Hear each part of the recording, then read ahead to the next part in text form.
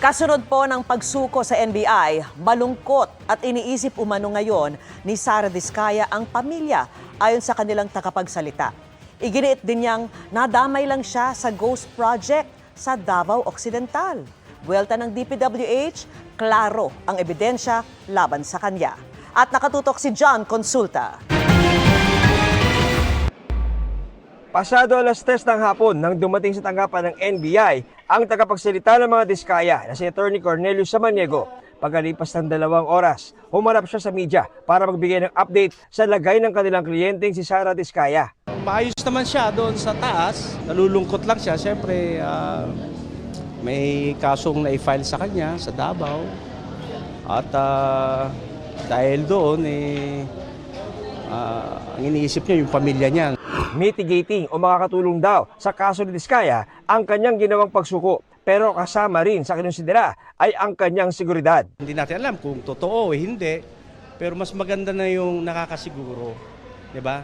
Siyempre, ang mga tao na nagagalit sa kanila at hindi naiintindihan ng sitwasyon,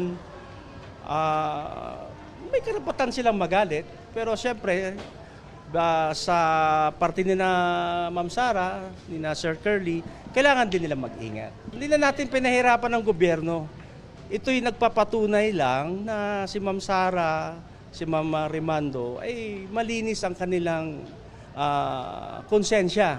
Sabi ni Samaniego, ang restitution o ang pagbabalik ng pera o ari-arian ang nagpabago sa isip ng kanilang kliyente. Kaya ito umatras sa pagiging posibleng state witness. Nung nandun na kami, nag-iba yung ihip ng hangin kasi restitution naman ngayon ang gusto muna. Hindi naman talaga requirement na mag-restitute ka.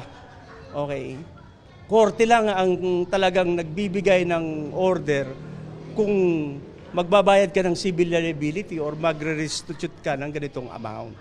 Pero para kay DOJ Prosecutor General Fadulyon, kahit wala sa batas ang restitution, dapat lang daw na babawi ng publiko ang anumang pwedeng babawi. I think it is only right that the people get back whatever they can from those who were responsible in committing the crimes.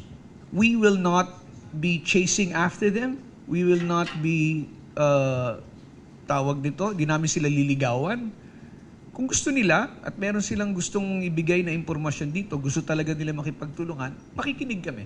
Sinagot naman ni DPWH Secretary Vince Dizon ang pahayag ni Diskaya sa isang panayam na nadamay lang siya sa kasong Ghost Project sa Davao Occidental na may project cost na 96 million pesos. May kaso na siya, pagabas na yung arrest warrant niya, doon siya magpaliwanag sa presinto. Pero para sa amin, klarong-klaro ang ebidensya laban sa kanila. St. Timothy Construction Corporation ang kontraktor ng proyektong ito. Sabi ni Dizon, bayad ng buo ang proyekto pero walang naitayo. Isa lang daw yan sa mga ghost project ng mga Diskaya. Yung sasabihin niya na nadamay lang siya, wala siyang kinalaman. Isa niya nakuha yung pinambili niya ng mga 30 sasakyan niya kasama yung Rolls Royce niya.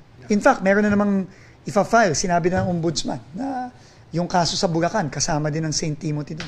Kasama din siya doon. Sinagot din ni Dizon ang pahayag ni Diskaya na naawa siya sa mga anak niya nang voluntaryo pumunta sa NBI matapos sabihin ni Pangulong Marcos na lalabas na ang warrant of arrest laban sa kanya. Hindi siya naaawa sa bansa. Hindi siya naaawa sa yung mga taong nandun sa mga area na dapat may flood control na ginose project nila na hanggang ngayon binabaha. Siguro dapat doon maawa siya sa mga taong yun.